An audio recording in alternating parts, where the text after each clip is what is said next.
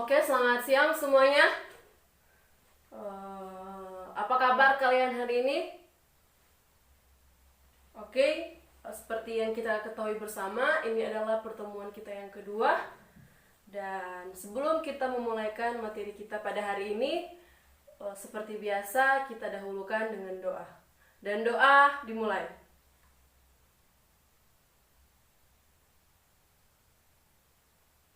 Doa selesai. Nah, oke.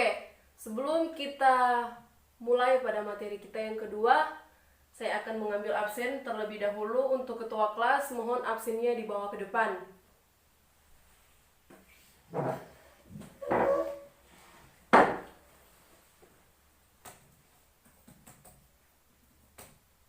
Oke, seperti yang kita ketahui bersama pada pertemuan yang pertama, siapa yang masih ingat materi kita yang pertama? Ya benar, materi kita yang pertama adalah pengenalan tentang multimedia. Nah, setelah pengenalan multimedia, kita mengenal tentang elemen-elemen multimedia yang ada dalam multimedia, pengertian multimedia, pemanfaatan multimedia dalam kehidupan sehari-hari. Semuanya ada di dalam pengenalan multimedia yang saya sampaikan pada materi sebelumnya. Oke, kali ini saya akan memberikan materi tentang jenis-jenis multimedia. Selain itu, saya juga akan memberikan tentang fungsi multimedia dan peran penting multimedia dalam penyampaian informasi. Nah, pertama adalah jenis-jenis multimedia.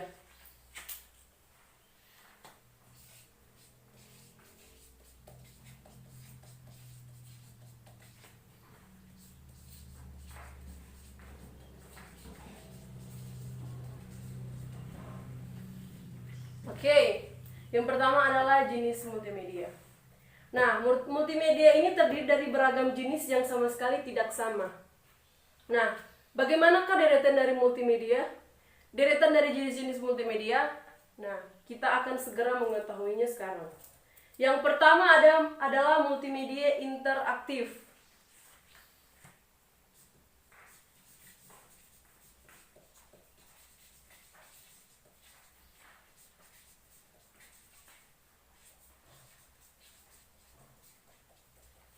Oke, multimedia interaktif.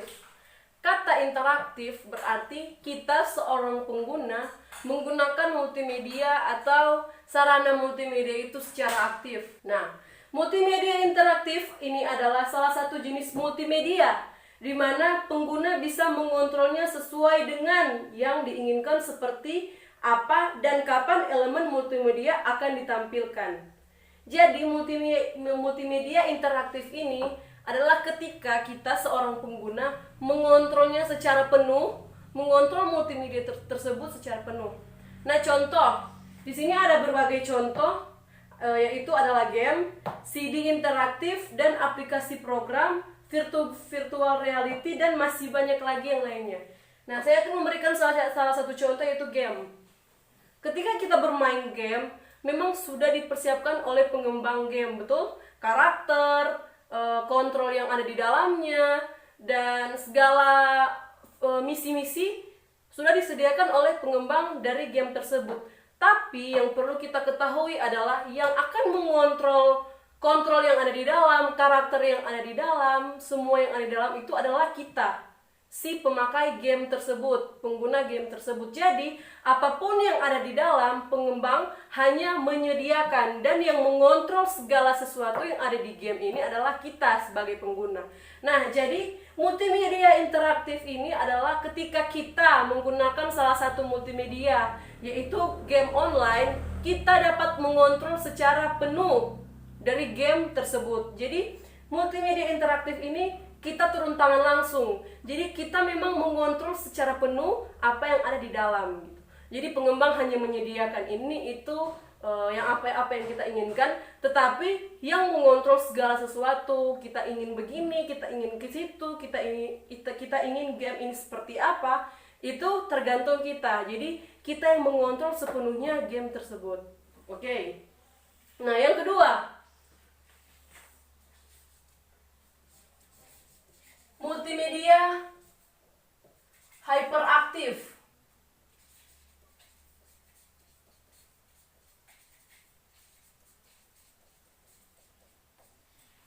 Oke, multimedia hyperaktif.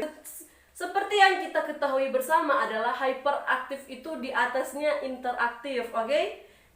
Bisa paham maksud saya? Jadi ini hyperaktif, satu level di atasnya interaktif. Nah, saya akan menjelaskan apa yang dimaksud dengan multimedia hyperaktif. Multimedia hyperaktif ini adalah jenis multimedia ini memiliki struktur yang sangat berhubungan dengan elemen-elemennya agar bisa digunakan oleh pengguna dari tautan atau link sesuai dengan elemen multimedia yang ada. Jadi ini multimedia hyperaktif termasuk dalam elemen-elemen yang sudah saya jelaskan pada pertemuan minggu lalu. Siapa yang masih ingat elemen-elemen yang saya jelaskan pada pertemuan minggu lalu? Ada teks, ada gambar, ada video, ada animasi, dan masih ada banyak lainnya.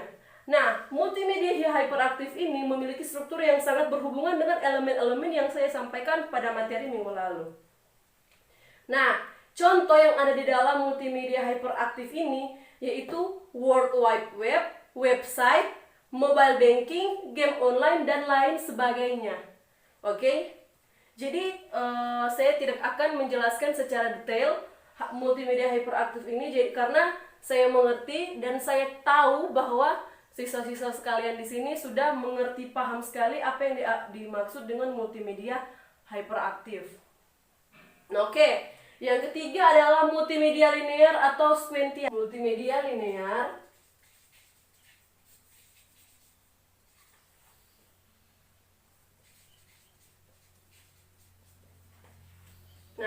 multimedia linear atau sequential ini adalah salah satu jenis multimedia yang terdapat pada segala jenis film, tutorial, video, dan lain sebagainya.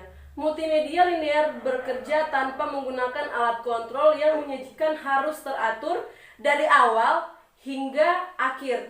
Misalnya movie atau film, e-book, musik, dan siaran TV. Nah, oke, saya akan mencoba menjelaskan multimedia linear dan sequential. Nah, yang dimaksud dengan multimedia linear atau sequential ini adalah berbagai jenis film tutorial yang harus kita ikuti secara teratur. Berbeda dengan multimedia interaktif yang saya sudah jelaskan tadi, multimedia interaktif kita bisa mengontrolnya secara penuh dengan keinginan kita, kemauan kita, tapi berbeda dengan multimedia ini. Nah, ini harus diikuti secara teratur. Contohnya ketika kita menonton siaran TV dan kita mempunyai anak yang ingin menonton siaran kartun, animasi. Nah, berbeda dengan kita orang dewasa yang ingin menonton misalnya siaran pertama adalah Siapa Takut Jatuh Cinta. Ini hanya misalnya. Dan yang anak Anda ingin menonton animasi yaitu animasi Doraemon atau SpongeBob. Nah, untuk mengikuti keinginan anak kita harus mengikuti siaran yang pertama, yaitu siaran Siapa Takut Jatuh Cinta. Kita tidak bisa mengganti siaran atau mengganti film seenaknya kita. Oh, saya ingin mewujudkan keinginan anak saya untuk menonton film kartun. Tidak seperti itu. Jadi, multimedia linear atau sequential tidak terjadi secara apa yang kita mau. Jadi kita harus mengikuti alur. Seperti Indonesia memiliki aturan-aturan terlebih dahulu. Begitu juga dengan multimedia linear, dia memiliki aturan. Jadi kita harus antri. Ketika misalnya siaran yang kita inginkan nanti di film yang kelima, jadi kita harus mengikuti alur yang pertama. Oh, kita harus nonton dulu yang film 1. Terserah kita mau nonton atau tidak untuk menunggu film yang kelima. Tapi yang intinya kita harus mengikuti aturan terlebih dahulu. Jadi kita harus mengikuti alur dari pertama film ini, baru kita mendapatkan film yang kita inginkan. Oke, dan yang keempat adalah multimedia presentasi pembelajaran. Nah, sudah sangat jelas ya.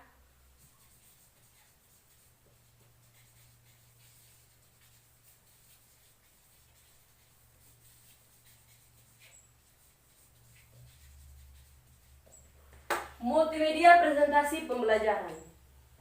Nah, multimedia presentasi pembelajaran ini sesuai dengan namanya, multimedia jenis ini dianggap sebagai alat bantu guru dalam proses belajar mengajar dan tidak sebagai pengganti guru. Contoh dari jenis multimedia ini adalah Microsoft PowerPoint. Nah, ketika kita mendengar Microsoft PowerPoint, pasti kita sudah ketahui bersama jika PowerPoint ini memang adalah sarana utama yang digunakan untuk membelajarkan atau menyampaikan sesuatu materi kepada siswa-siswa atau mahasiswa. Nah, multimedia jenis ini dianggap sebagai alat bantu guru dalam proses pembelajaran mengajar, tapi tidak menggantikan kita sebagai guru. Jadi peran penting ketika kita menggunakan multimedia ini adalah kita sendiri. Memang kita menggunakan PowerPoint atau Word atau mungkin video untuk menampilkan agar siswa kita mengerti, tapi peran penting di dalam pengajaran itu adalah kita sendiri. Bagaimana kita menyampaikan itu menyampaikan itu secara benar kepada mahasiswa. Jadi ketika dia menonton video atau melihat PowerPoint yang sudah kita siapkan, mereka tambah mengerti. Nah, tugas kita sebagai guru yang peran paling penting di dalam pengajaran itu adalah menjelaskan apa yang tidak dimengerti dari PowerPoint yang sudah kita siapkan. Jadi walaupun memang multimedia presentasi pembelajaran ini mempunyai peran yaitu Microsoft PowerPoint, tetapi yang paling penting di situ adalah kita sebagai guru tidak bisa digantikan dengan PowerPoint yang sudah kita siapkan. Jadi harus balance, PowerPoint yang sudah dimengerti tapi kita juga harus menjelaskan agar siswa lebih mengerti. Nah, yang kelima adalah multimedia pembelajaran mandiri.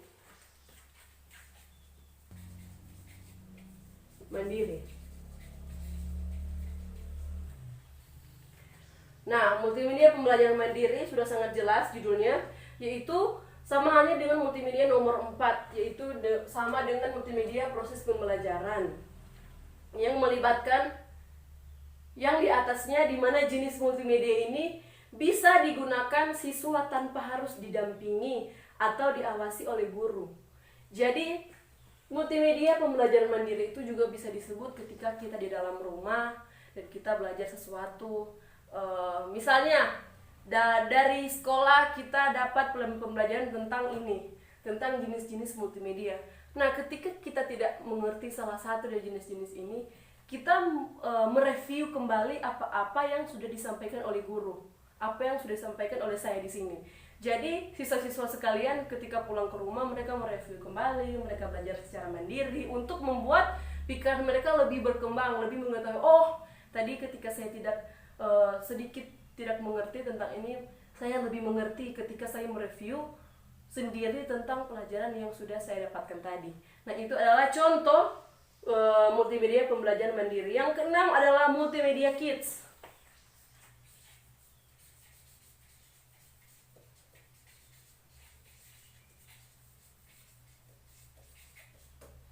Multimedia Kids.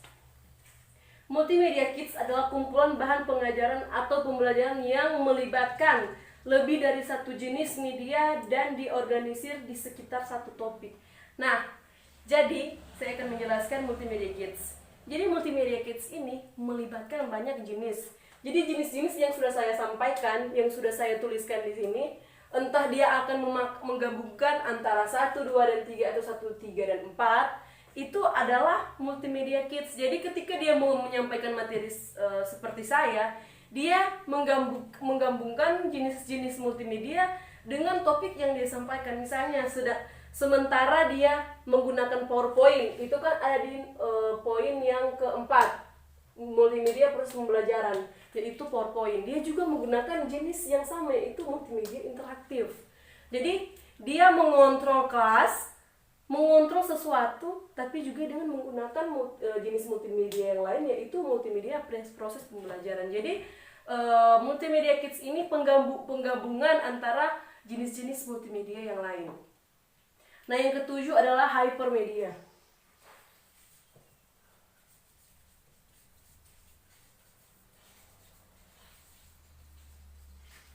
Nah, hypermedia. Yang nomor 2 hyperaktif, dan yang ketujuh adalah hypermedia.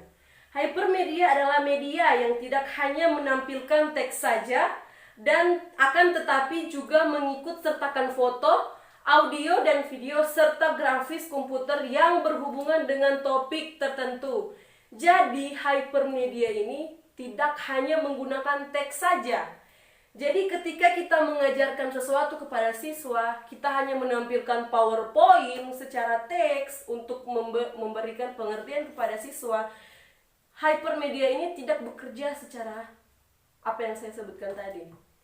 Tidak bekerja secara teks, hanya teks, tetapi dia menyertakan foto, audio dan video serta grafis komputer yang berhubungan dengan topik tertentu. Contoh, banyak sosial media yang masuk dalam contoh hypermedia. Contohnya WhatsApp, Facebook, Instagram, Gmail, masih banyak lagi contoh medsos yang bisa kita gunakan dengan hypermedia ini. Contohnya WA, WhatsApp. Nah, WhatsApp itu kita bisa mengirim secara teks, tapi itu tidak cukup. Kita bisa sertakan foto, kita bisa mengirim video, bahkan kita bisa mengirim grafis-grafis. Jadi segala sesuatu bisa dikirim lewat WhatsApp tersebut. Nah, oke, itu materi terakhir di pertemuan kita kali ini. Nah, saya akan memberikan pertanyaan. Setelah Anda melontarkan pertanyaan, saya akan memberikan tugas, sedikit tugas, tapi santai. Tugasnya tidak menyusahkan kalian. Ini adalah tugas yang sudah saya sampaikan di materi pertama dan di materi kedua. Jadi jika Anda memang menyimak pembelajaran yang saya ajarkan, pasti Anda tahu jawabannya. Nah, saya akan memberikan pertanyaan. Pertanyaan yang pertama, siapa yang ingin bertanya? Silakan. Oke. Pertanyaan yang bagus. Ketika saya sudah menyampaikan pengenalan multimedia, jenis-jenis multimedia, pertanyaan ini memang harus kita ketahui bersama. Pertanyaannya adalah kelebihan dan kekurangan multimedia. Oke. Berdasarkan dari beberapa penjelasan yang ada di atas, terdapat pula kelebihan serta kekurangan multimedia. Seperti apa? Nah, kelebihan menarik indera dan juga minat. Jadi multimedia ini menarik indera kita dan juga menarik minat kita secara pribadi. Nah, yang kedua, membantu meratakan zaman, informasi ke jutaan orang yang belum menggunakan komputer. Nah, yang ketiga, kelebihannya adalah meningkatkan kualitas penyampaian informasi. Dan yang keempat, dapat merangsang partisipasi. Dan yang kelima, dapat memusatkan perhatian. Jadi dapat memusatkan perhatian. Nah, kekurangan dari multimedia ini adalah bisa menimbulkan kebingungan dan rasa bosan apabila informasi yang diberikan tidak disampaikan dengan baik dan benar. Nah, kekurangan yang kedua adalah bagi mereka yang cacat secara fisik pasti akan mengalami kendala. Dan kekurangan yang ketiga yaitu jika menggunakan komputer perlu pengetahuan khusus mengenai komputer dan masih banyak lagi. Nah, itu adalah kelebihan dan kekurangan. Sampai di sini mengerti? Mengerti? Nah, oke. Ini pertemuan ini materi terakhir di pertemuan kita kedua, yaitu kelebihan dan kekurangan dari multimedia. Saya akan memberikan tugas. Tugasnya nanti saya serahkan kepada ketua kelas. Jadi tugas dikumpul terakhir minggu depan ketika saya masuk ke materi yang ketiga. Oke? Nah, sampai di situ materi kita pada pertemuan kedua kali ini. Dan terima kasih atas perhatian. Semoga apa yang saya ajarkan hari ini itu bisa bermanfaat bagi siswa-siswa sekalian dan bisa mengingat atau mereview kembali di rumah secara mandiri. Oke? Terima kasih dan sampai jumpa.